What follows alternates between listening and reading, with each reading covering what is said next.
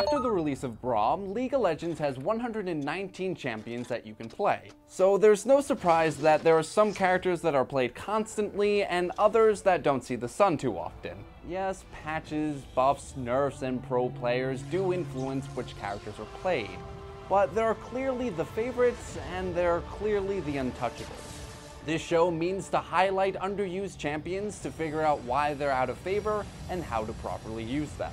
Might as well start at the bottom of the barrel with Urgot. Urgot, the headsman's pride, is the least played champion in League. Why? Is it because he has more curves than a racetrack? I don't think that helps, but no. Urgot is a very unique kind of ADC and has a very distinct kit compared to other carries. This makes him difficult to use, hard to master, and requires a lot of micromanaging.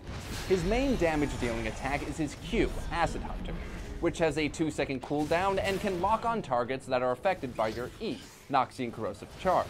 So you'll want to use your Q as much as you can instead of completely relying on your auto attacks. His W gives him a shield that also slows targets, and his ult is a 1-second stun, a position switch, and a slow. Clearly, he's one tough cookie. You're also going to have to build him differently from other ADCs.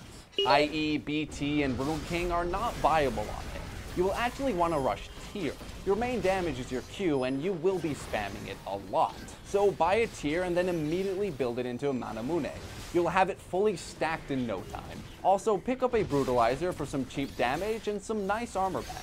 Instead of buying Zerker Greaves, buy the cooldown boots. Weird?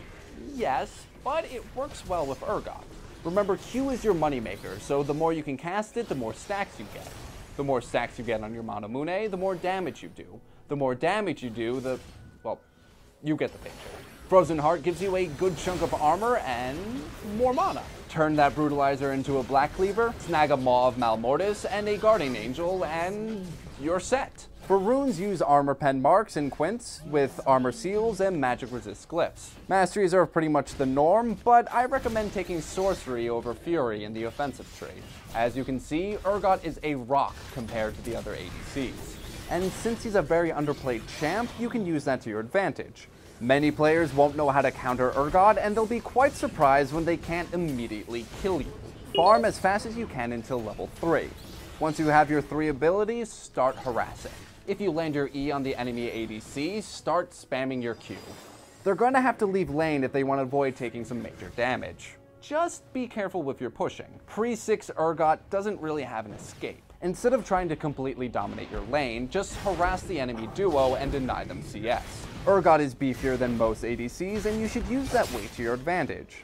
A well-placed ult can give you and your team an advantage in a team fight. You will be in the face of the enemy team, but your shield plus Frozen Heart plus your Maw of Malmortis means you'll probably survive the fight, or at least live until your team destroys whoever you switched with. Urgot is a great initiator and is great for making some game-winning plays. He's not a bad champion and can be a real threat if you play him correctly. Just remember, Q is your best friend, positioning is everything, and even though you're quite tanky, you can still get melted pretty fast. Keep these tips in mind and maybe we'll see more of the Headsman's Pride. Plus, it would be nice to see some more Battlecast Urgots.